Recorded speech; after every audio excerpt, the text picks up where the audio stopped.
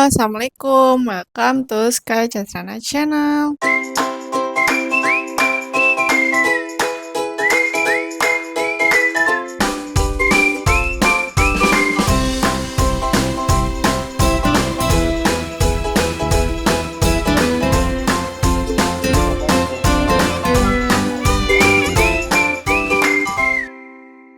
Di video kali ini aku mau sharing, ini nggak ada skrip sama sekali dan kayak aku mau cerita aja gitu yang ngalir. Sambil nanti ada video-video pengalaman aku selama Ramadan di New Zealand. Jadi selama Ramadan kemarin itu aku tuh libur, seperti di video sebelumnya aku udah cerita ya lewat tulisan. Kalau aku tuh libur selama 1 bulan full, aku minta cuti annual leave. Jadi cuti yang bisa diambil mungkin setahun sekali, sebenarnya normalnya bisa 3 bulan sekali. Itu cutinya 1 minggu. Tapi karena aku selama 1 tahun tidak ambil-ambil dan kebanyakan orang emang nggak ambil per 3 bulan, biasanya dipakai untuk pulang kampung ke Indonesia atau ke negara mereka masing-masing karena di sini banyak imigran. Nah, aku ambil untuk bulan Ramadan karena di tahun pertama ini, 1 tahun pertama aku kerja di situ, aku belum pernah ambil. Ya udah aku coba ambil aku ambil untuk bulan Ramadan karena aku berpikir di tahun kemarin itu cukup struggling ya puasa sambil kerja yang fisik gitu, yang housekeeping itu benar-benar pakai fisik dan kita bisa duduk tuh cuman setengah jam, 15 menit break 2 kali, dan setengah jam itu tuh kadang-kadang skip malah. Jadi kayaknya kalau buat puasa aku mau coba sambil istirahat dan sambil fokus gitu di rumah, sambil ibadah yang banyak, dan juga bisa fokus bantu anak aku yang pertama itu buat mau puasa lebih serius lagi. Karena tahun kemarin karena mungkin masih adaptasi dan di sekolah dia nggak ada temen yang berpuasa, jadinya lebih sulit gitu buat dia. Nah, tahun sekarang aku pengen support dia gitu dengan mengambil cuti itu. Nah, jadi aku bisa fokus di rumah, bisa fokus hal yang lain dengan sambil tetap dibayar tentunya. Jadi kita tetap dapat uang per minggu, tetap masuk payslip-nya, tetap dapat gaji karena itu memang hak kita gitu selama karena udah kerja di situ 1 tahun dan cutiku cukup untuk 1 bulan Ramadan. Setelah itu selama kegiatan Ramadan ini aku nggak banyak bisa upload video gitu ya, memang karena lagi fokus ke situ. Dan kegiatan apa aja sih yang aku jalanin selama Ramadan? Sebenarnya lebih banyak di rumah. Pada saat balik lagi ke tempat kerja tuh pada nanya, "Kamu ke Indonesia, kamu ngapain selama liburan? Emang kamu liburan pergi jauh gitu? Apa kamu misalnya ke Arab gitu?" Karena Ramadan itu aku bilang, "Enggak, aku cuman jadi housewife, aku di rumah, aku dampingin keluarga aku buat ngejalanin Ramadan." Karena kan kita pasti ada early breakfast gitu pagi-pagi sebelum azan subuh, kita sarapan aku harus siapin, terus buka puasa juga mereka selalu karena pengen ngerasain bulan ini spesial, aku mau coba masak macam-macam. Jadi aku fokus untuk membuat itu. Aku juga ada beberapa kegiatan setiap weekend itu untuk buka puasa bareng di Masjid Indonesia. Di situ suka ada banyak kegiatan Islam gitu. Di sana suka ada buka puasa bareng setiap weekend.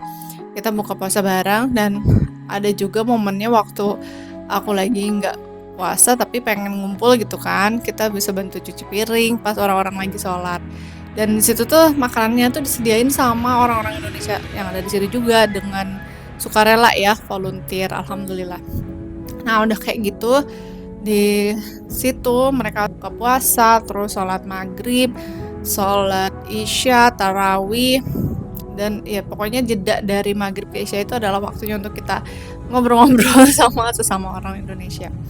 Di sana juga ada tempat khusus anak-anak, jadi anak-anaknya ada mainan gitu, jadi mereka bisa ada khusus buat orang tua yang bawa anak kecil di situ sholat, jadi tidak mengganggu ya. Yang memorable buat aku sih sebenarnya kayak karena aku libur, aku punya banyak waktu dan punya banyak tenaga untuk bisa masak, untuk bisa ngumpul terus sama orang-orang. Selalu ada kayak buka puasa bareng gitu, jadi kayak saya kadang-kadang aku yang undang orang ke rumah, atau mereka juga suka bawa makanan, tiba-tiba datang, "Ayo kita buka puasa bareng," sambil bawa makanan. Terus kadang-kadang juga kita yang ke tempat orang bawa makanan untuk buka puasa bareng, karena yang penting itu ya udah kita iftar ya gitu, buka puasa barengnya. Terus setelah buka puasa kita kita nggak ngobrol-ngobrol aja, kita selalu orang-orang ini yang semangat untuk beribadah gitu. Jadi kayak sholat maghrib, sholat isya sampai tarawih itu kita jalanin bareng-bareng di rumah. Jadi kadang di rumah aku, kadang di rumah teman aku gitu. Yang ngide lagi adalah kayaknya aku nggak pernah ya ngejalanin malam ganjil sendiri, dan ini tuh diajak gitu buat bareng-bareng. Akhirnya aku tahu ngapain aja sih orang itu buat mengejar malam ganjil itu atau malam Lailatul Qadar. Jadi kayak aku baru tahu, oh ternyata ya kita abis tarawih gitu ya udah beribadah, terus nanti bangun lagi sebelum subuh tahajud, ada sholatnya juga, dan berdoa apa aja yang kita mau doakan, lalu sampai subuh lanjut. Jadi sebenarnya nggak terlalu lelah sih. Saya nggak tahu apa ada lagi sholat yang lain. Pokoknya akhirnya dikasih tahu gitu, diajarin. Nah terus dikasih langkah-langkahnya, dan sambil yang uniknya adalah sambil punya anak kecil karena kita anak-anak kita nggak ikut bapak-bapak ke masjid karena di sini nggak common ya anak kecil di masjid tuh. Di sini ternyata nggak semua masjid itu kids friendly, jadi ada orang tua yang ngerasa terganggu gitu kalau ada anak kecil. Makanya kita memutuskan untuk yang ibu-ibu ini di rumah aja. Aku cuman berdua sih, aku sama temen aku ini di rumah dan bersama anak-anak nginep di satu rumah, dan bapak-bapaknya itikaf. Dan terus udah kayak gitu kita bangun, kita sholat tarawih cuman berdua ini sama anak aku yang udah gede, udah bisa ngikutin. Itu sambil keganggu dengan anak-anak mau ini mau itu, kejeda, tapi akhirnya selesai juga jam 11 malam sholatnya. Nah setelah selesai sholat anak-anak diajak tidur. Besoknya bangun sebelum subuh yang pastinya kita sholat lagi, banyak sholat dan banyak berdoa. Habis itu kita sahur. Habis sahur subuhan bapak-bapak baru pulang gitu. Jadi kayak ada 2 kali sih kayak gitu di malam ganjil yang aku rasa oh ini ide yang bagus ya buat menumbuhkan apa ya, maksudnya kita biar saling menarik gitu, saling semangat untuk bisa ngejalanin. Tapi dari situ jangan sampai lupa gitu, maksudnya jangan sampai berhenti untuk terus lanjutin di rumah juga dengan cara sendiri gitu. Kayak gitu ya, itu memorable sih buat aku. Jadi kayak 1 bulan ini aku cuti itu nggak boleh sia-sia gitu. Yang aku pikirin dulu waktu aku jadi berumah tangga di Indonesia, nggak kepikiran untuk hal ini tuh, kayak padahal waktu aku tuh lebih banyak gitu, leisure time aku tuh lebih banyak. Aku ngerasa aku tuh udah pusing, udah riuh sama ngurus anak aku gitu yang masih kecil, masih bayi. Jadi kayak merasa aku tuh nggak bisa apa-apa dengan mengurus anak-anak ini. Tapi begitu di sini, padahal dulu di Indonesia itu kan punya RT gitu, nggak terlalu capek. Tapi pikiranku tuh masih kayak, oh aku punya anak, aku nggak bisa, belum bisa kayak gitu. Tapi ternyata udah sampai di sini ternyata bisa. Padahal di sini aku nggak ada RT, aku kerja tapi lagi cuti. Terus anak aku juga alhamdulillah yang boys ini udah agak gede sih. Jadi ya udah bisa diarahkan gitu. Jadi kayak oh ternyata bisa ya kalau kita mau, kita usahain. Jadi saat kita ngerasa hari-hari itu kita biasanya nggak bisa ngelakuin itu, tapi pas cuti aku ngerasa ini harus bermanfaat, ini harus apa. Jadi kita bisa lebih menghargai setiap waktu. Tapi kalau kayak waktu aku menjadi ibu rumah tangga di Indonesia, ngerasa semuanya udah nyaman, jadi nggak ngerasa aku harus bisa ini, aku harus bisa itu gitu. Jadi itulah salah satu manfaatnya dari cuti kemarin.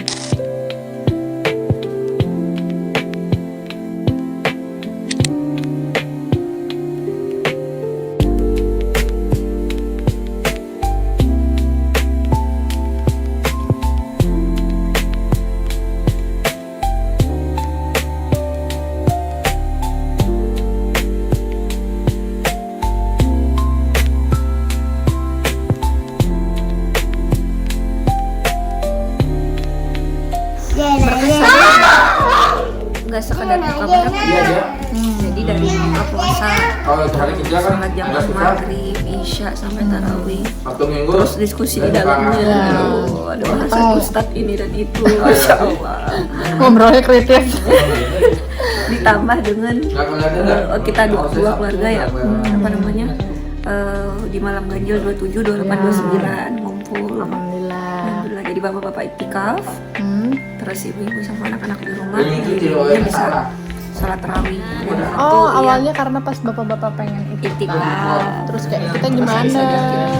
Kita sahur masa sendiri, ya udah kita barengan aja satu rumah yang nggak pernah kita dapetin di Indonesia pun ya.